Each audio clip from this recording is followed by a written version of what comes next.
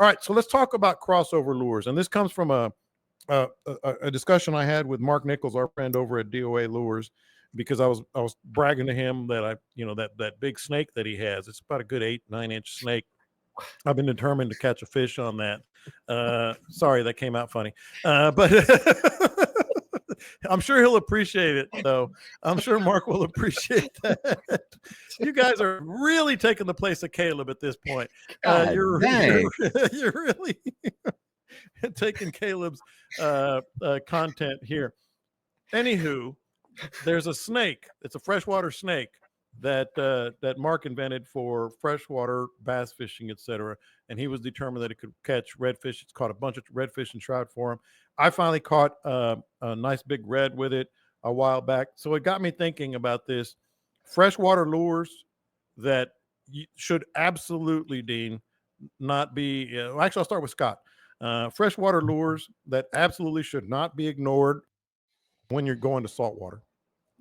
Spinner baits. I've talked about them a bunch on here. Spinner baits, any of your top waters, crankbaits, rattle trap type, lipless crankbaits. They all work. Heavy jigs. I've used bass jigs and bounced them along on the bottom in front of redfish just out of curiosity. The ones with the looks like a spinner bait skirt on it. They may be a ½ ounce. They're big, heavy, and they'll kick up a bunch of mud, and they look like a crab crawling across the bottom when you get to look and watch how it goes across there. Makes a little mud trail, and redfish will swim right up on it, tail up on it, and pounce it. You got to think, bass are predators. All the bass that they're fishing for, they're all predators. They eat bait fish. Anything a bass eats, a redfish and a trout's going to eat the same thing. It's imitating in some way or shape or fashion some kind of bait fish. So pretty much anything that you can catch a bass on, you can catch a redfish or a trout on. But here's the question, Dean. A lot of us are just sort of ingrained. Oh, that's a freshwater lure. Oh, that's a freshwater lure, and we don't throw them as much as we should. I know I don't. Now I will say this. Go ahead. Props to the marketing world in the multi-billion-dollar industry of fishing. Scott said it. The bass are very predatory.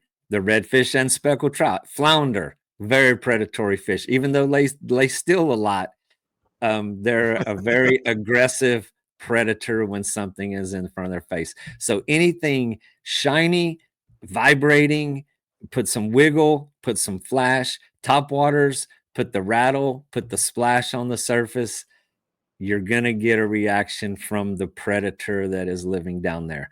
However, the bass world, oh my God, how many billions of dollars do they make selling the multitude of lures that are out there? And then when it comes down to it, whenever, just like me, Scott, those that fish every day use normally a relatively small selection That's what of I'm saying. lures.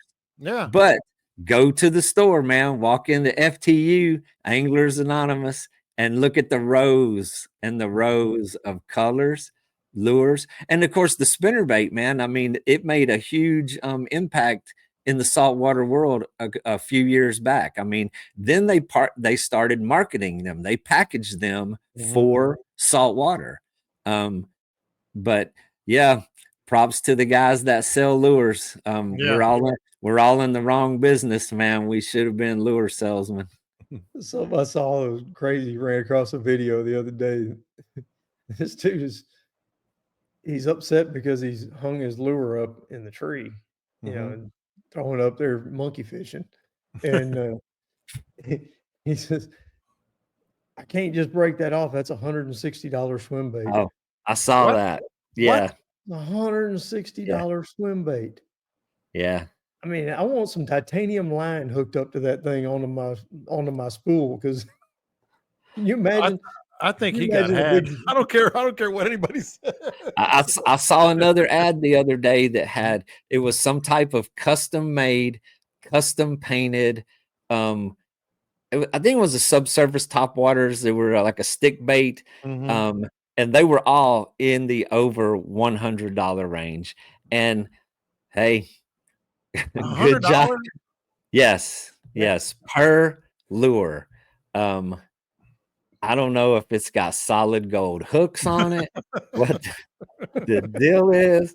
I mean, you buy those for your wife for earrings, man, at Valentine's Day or Exactly. something.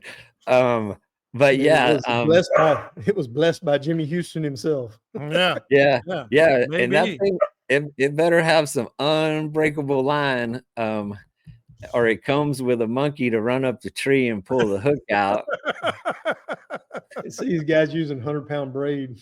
Yeah. Yeah. Yeah, What does yeah. that accomplish?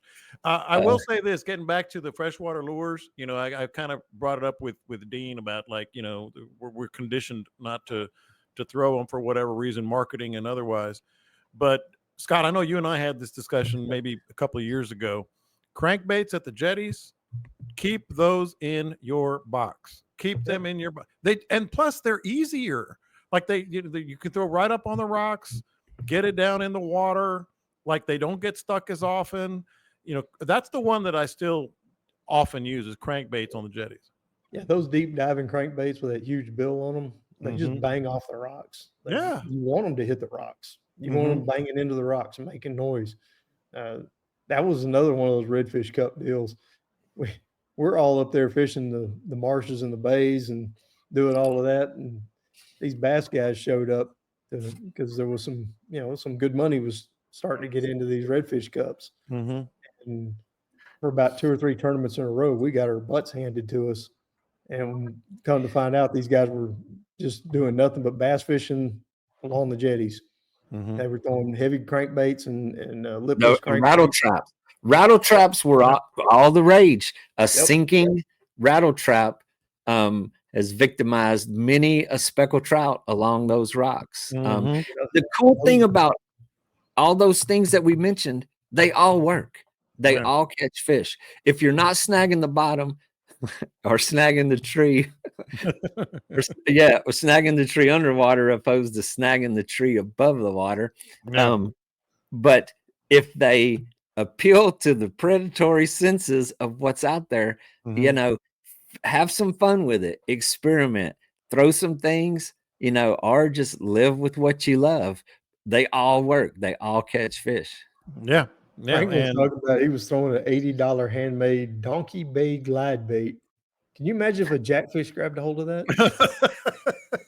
A Spanish Mac. A Spanish Mac. Oh yeah. Yeah, you tie that thing on, it's in the water 10 seconds. Think at the line. There goes $80. And that's another thing. So during the year, like the kingfish, or when the Spanish mackerel are thick, man, I like those rapalas, those swimming mackerel. Man, them rapalas ain't cheap nowadays. And you pull a brand new one, you put an awesome wire leader on it, you spend all this time rigging up, man, it's the water 10 seconds, dink. It's a heartbreaker. And after you lose $200 out there, then you go to Walmart to the discount rack where you can buy, the big trolling baits that are half of the price, and it drives you to like do something a little different, and you still catch the same fish. You still catch the same fish on those things. So I mean, they do work, but man, $100 a lure. Even those rapalas, I mean, they're still like $26, but that's a badass lure, man. It's got metal lip on it. It's got it's got hardware, and it's still, I thought $26 was a little outrageous.